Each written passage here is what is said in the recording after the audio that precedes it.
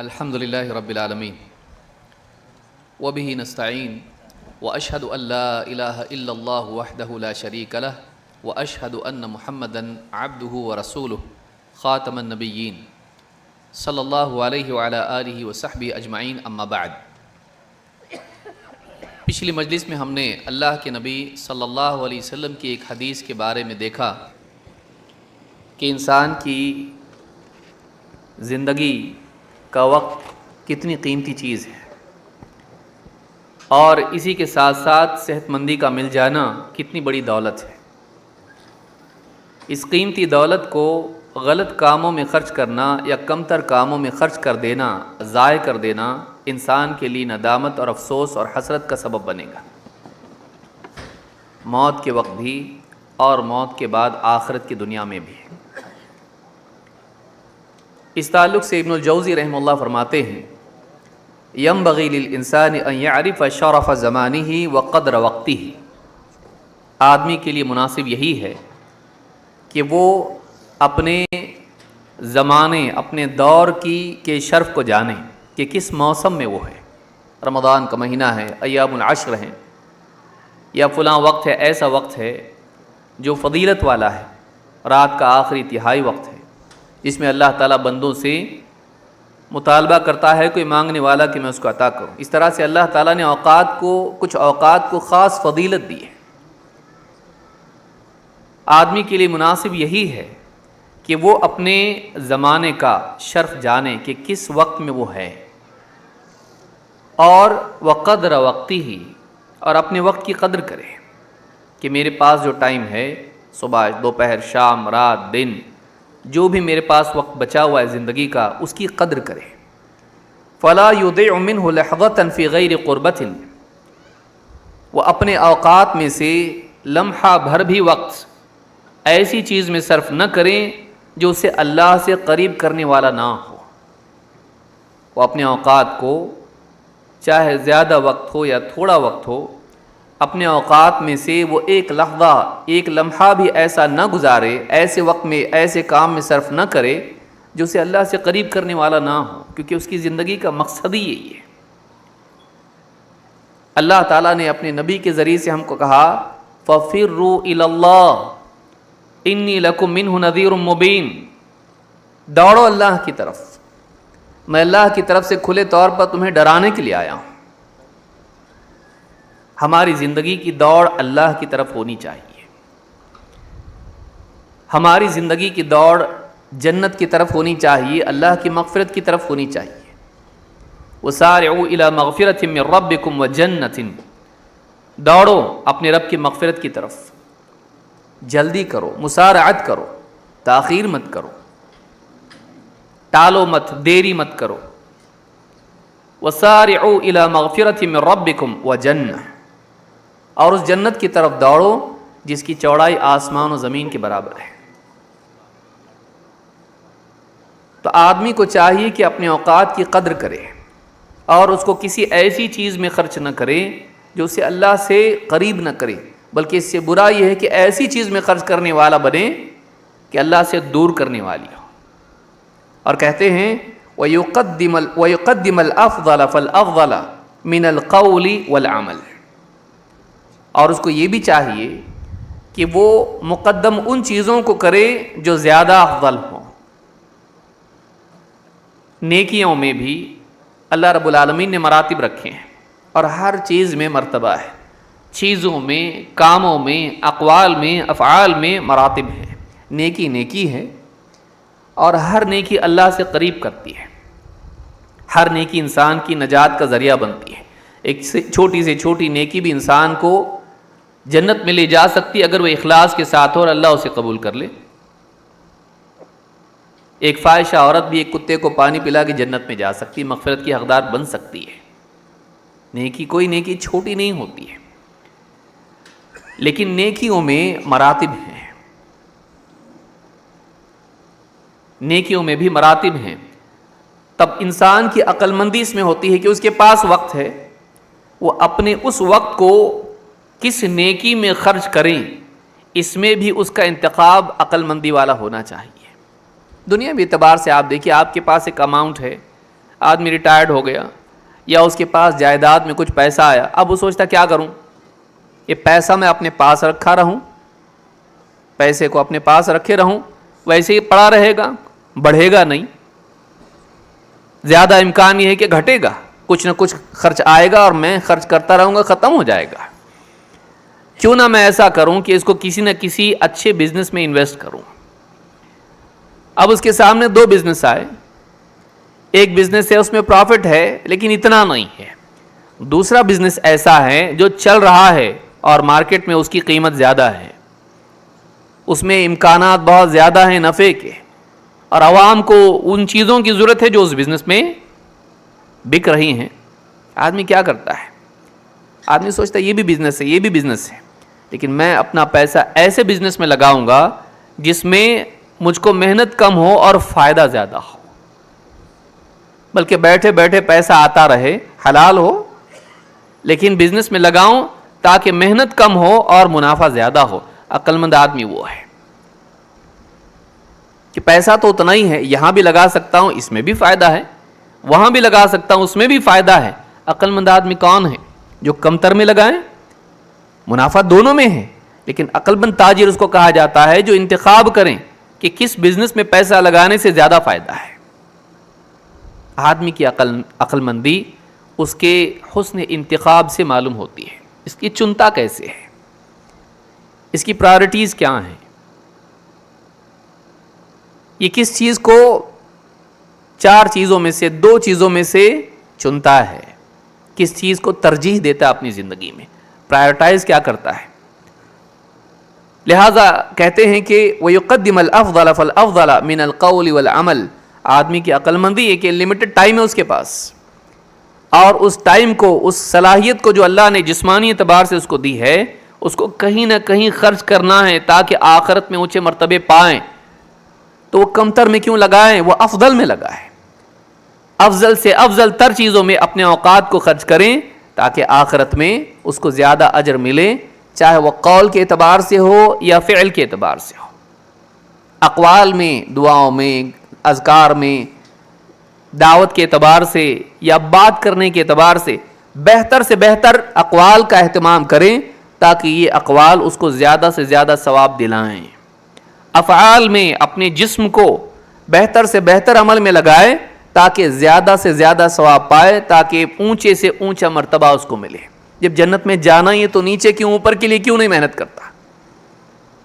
جنت میں جانا ہے, سبھی کو جانا ہے, کون چاہتا ہے کہ جہنم میں جائے. جب تو نے جنت کو اپنا مقصود بنایا ہے تو نچلے درجے پر کیوں, اونچے درجے بھی تو تیرے لیے کھلے ہوئے ہیں. وَفِي ذَلِكَ فَلْيَتَنَافَسِ الْمُتَنَافِسُونَ. یہ وہ مراتب ہیں, یہ درجات ہیں, اس کے لیے چاہت رکھنے والوں کو, تنافس کرنے والوں کو, ایک دوسرے سے آگے بڑھنے کی حرص رکھنے والوں کو اس میں کوشش کرنی چاہیے. جب اللہ نے اونچے مراتب کا راستہ کھلا رکھا ہے تو آدمی پیچھے کیوں رہے, کیوں نہ کر لے ایسا کام جو اس کو اونچے مراتب جنت میں دلا دے. تو کہتے ہیں عقل مند آدمی وہ ہے کہ اپنے اوقات کو, اپنی صلاحیتوں کو افضل سے افضل تر میں خرچ کرے, اس کا انتخاب صحیح ہو ہمیشہ, وہ غلط کو چھوڑ کے صحیح چنے, وہ کمتر کو چھوڑ کے اعلیٰ کو چنے. یہی اس کی زندگی میں عقل مندی ہے, اور ایسا ہی آدمی اچھا تاجر ہے, دنیوی اعتبار سے بھی اور آخرت کے اعتبار سے بھی, کیونکہ دنیا میں ہم اسی لیے آئے ہیں. ان اللہ اشترى من المؤمنین انفسهم واموالهم بان لهم الجنہ. اللہ تعالیٰ نے ایمان والوں سے ان کی جانوں کو, ان کے مالوں کو خرید لیا ہے, ان کے اپنے پورے وجود کو اللہ نے خرید لیا ہے, اور ان کی جو بھی ملکیت ہے ان سے باہر اللہ نے اس کو بھی خرید لیا ہے بدلے میں جنت سے. اپنے آپ کو اللہ کی مرضیات میں انویسٹ کر, اپنی چیز کو, اپنی مال و متاع کو, اپنی ملکیت کو اللہ کی پسند کی راہوں میں خرچ کر. اگر تو نے صحیح ڈھنگ سے کر لیا, اللہ تعالیٰ اس کے بدلے میں تجھ کو جنت دے گا. ہمارا انتخاب صحیح ہونا چاہیے. آدمی صرف خسارہ اس اعتبار سے نہیں اٹھاتا ہے, اور ایسے آدمی کو لاس میں صرف ایسے آدمی کو نہیں کہا جاتا ہے جو صحیح کے بجائے غلط میں خرچ کرے, بلکہ ایسے آدمی کو بھی خسارے میں اور نادان آدمی کہا جاتا ہے, ایسے تاجر کو بھی جس کے پاس بہتر کا موقع تھا لیکن اس نے کم منافع والے میں لگا دیا اپنا پیسہ. کہ تیرے سامنے یہ بھی موقع تھا. لہٰذا دنیا اعتبار سے آپ دیکھتے ہیں کہ بعض اوقات انسان گناہوں میں وقت لگاتا ہے, نادان ہے یہ, خسارے میں ہے یہ. لیکن بعض اوقات انسان کے سامنے نیکیوں کے مواقع ہوتے ہیں, لیکن وہ عبادات کی بجائے عادات میں اپنے اوقات گنوا دیتا ہے, تفریحات میں, جبکہ حرام نہیں ہے. وہ ایسی چیزوں میں لگا دیتا ہے جن سے کچھ آنا نہیں ہے, بلکہ کبھی نیکیوں میں بھی لگتا ہے, نیکیوں میں بھی مشغول ہوتا ہے. اس کے سامنے دروازہ کھلا ہوتا ہے اونچی نیکی کا, بڑی نیکی کا, فضیلت والی نیکی کا, جو اس سے زیادہ بہتر تھی. وہ ایسی نیکیوں میں اپنے آپ کو لگا دیتا ہے جو اور زیادہ ثواب اس کو نہیں دلا سکتی. وہ بھی نیکی ہے, لیکن اس سے بہتر موقع اس کے سامنے ہوتا ہے, وہ بڑی نیکی کو چھوڑ کے چھوٹی نیکی میں لگ جاتا ہے. یہ بھی عقل مندی ہے کہ انسان کس وقت میں کون سی نیکی کرنا چاہیے, اس کا شعور اس کو ہو. اب کون سی نیکی زیادہ فضیلت والی, اس وقت کیا مجھ کو کرنا چاہیے, حال میں مجھ کو اس وقت مجھے کیا کرنا چاہیے, اس کے جاننے کا نام واقعی علم ہے. علم یہ چاہتا ہے کہ انسان کو معلوم ہو اس وقت مجھے کیا کرنا چاہیے, اس وقت اللہ مجھ سے کیا چاہتا ہے. سارے علم کا حاصل یہ ہے کہ انسان کو اس بات کی معرفت ہو کہ اللہ تعالیٰ اس وقت مجھ سے کیا چاہتا ہے. مثال کے طور پر آپ دیکھیے, قرآن پڑھنا افضل ہے, لیکن اگر اذان ہو رہی ہو تو اب قرآن پڑھنا زیادہ افضل ہے یا اذان کا جواب دینا؟ اگرچہ اللہ کا کلام افضل ہے افضلیت کے اعتبار سے, لیکن موقع اور محل کے اعتبار سے کہ کب کیا کرنا چاہیے. ابن قیم رحمۃ اللہ علیہ فرماتے ہیں کہ آدمی قرآن پڑھ رہا ہو تو وہ نفل ہے, لیکن ایسے وقت میں اگر اذان ہونے لگے اس کو اب قرآن بند کر کے اذان کا جواب دینا چاہیے, کیونکہ اللہ کے نبی صلی اللہ علیہ وسلم نے اذان کے وقت میں اس کا جواب دینے کا حکم دیا ہے. تو آپ دیکھیے انسان بعض اوقات اس کو نہیں معلوم ہوتا ہے کہ تفضیل کا اصول اور قاعدہ کیا ہے, ترجیحات کا قانون کیا ہے, اور آدمی نیکیوں میں لگتا ہے لیکن اس سے بہتر موقع اس کے پاس ہوتا ہے, لیکن آدمی اس کو گنوا دیتا ہے. لہٰذا سمجھداری اس میں ہے کہ افضل سے افضل تر انسان چیزوں میں سے, اعمال میں سے, اقوال میں سے, افعال میں سے آدمی چنے, تاکہ وہ زیادہ سے زیادہ پروفٹ سمیٹ کے ڈھیروں ساری نیکیاں لے کے دنیا سے جائیں, اور پھر اس کے مطابق آخرت میں اس کا مقام اور اس کا مرتبہ طے ہو. اللہ رب العالمین اس کی توفیق ہم کو عطا فرمائے.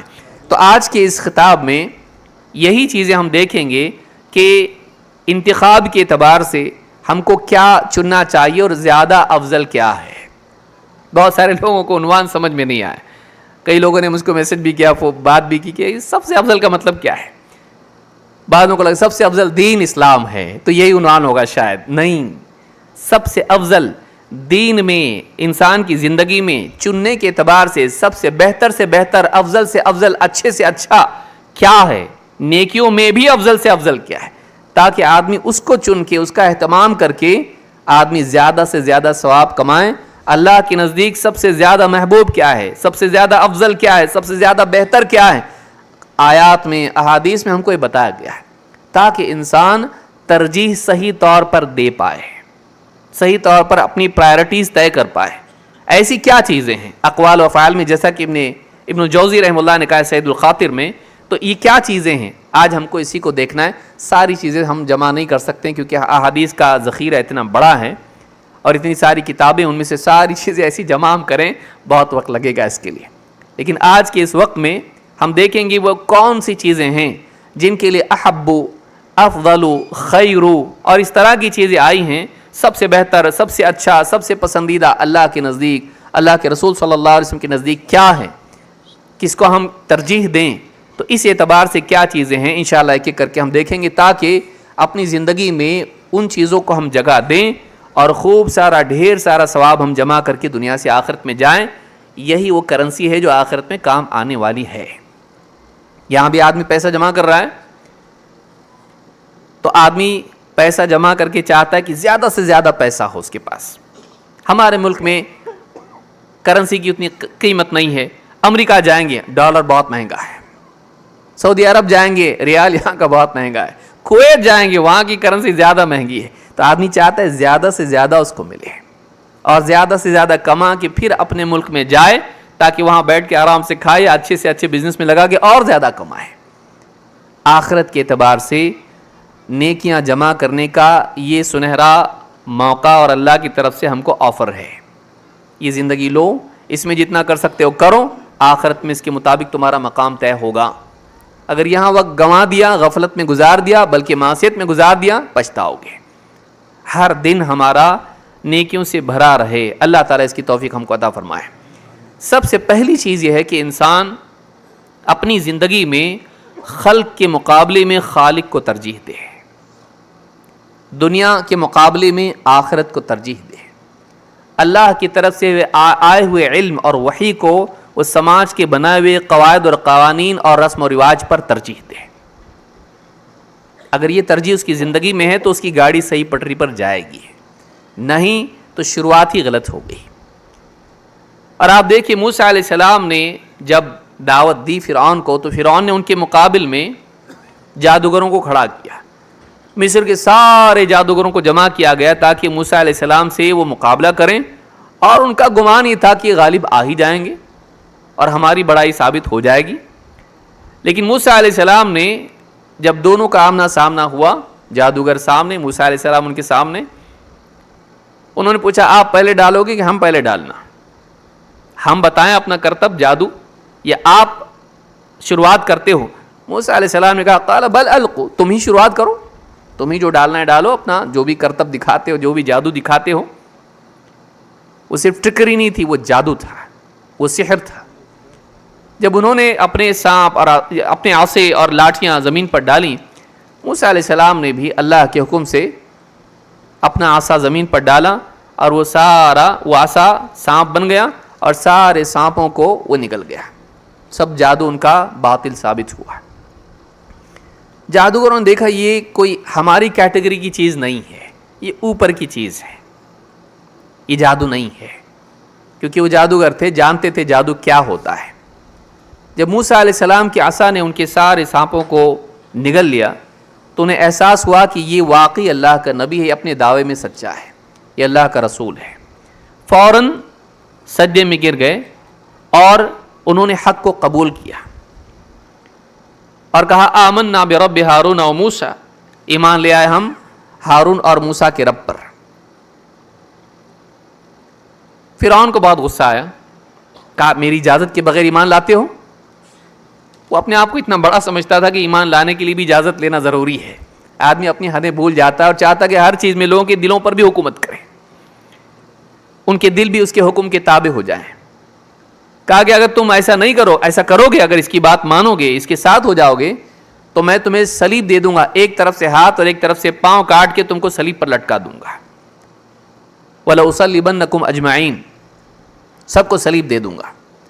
اس وقت میں جادوگروں نے جو کہا, قرآن کریم میں اللہ تعالیٰ نے اس کو ذکر کیا ہے.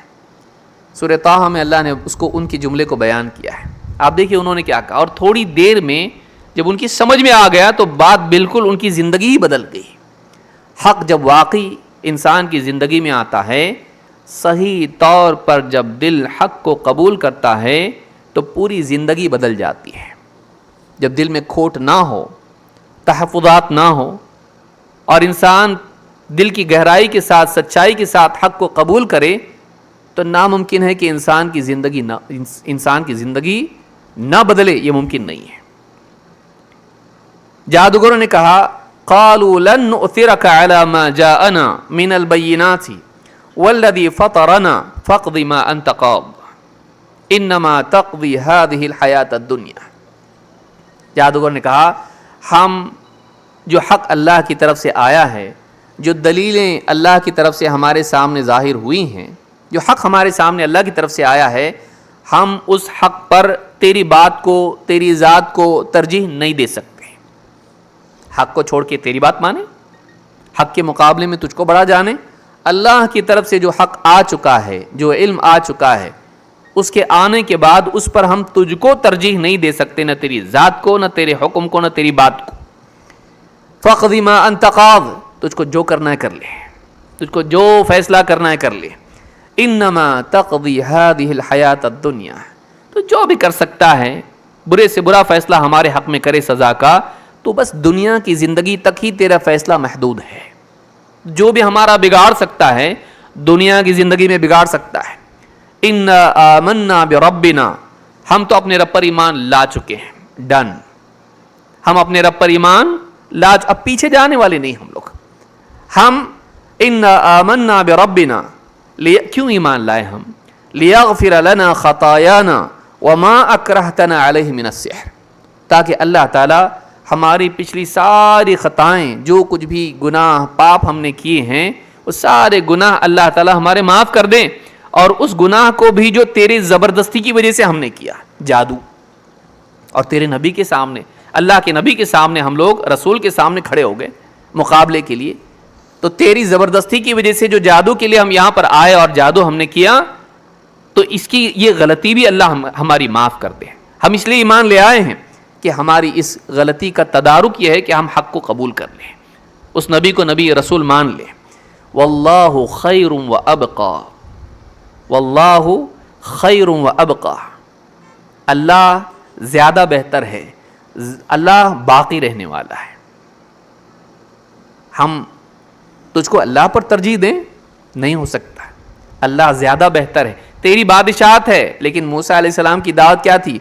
रसूल रब्बिक, तेरे रब के हम रसूल हैं।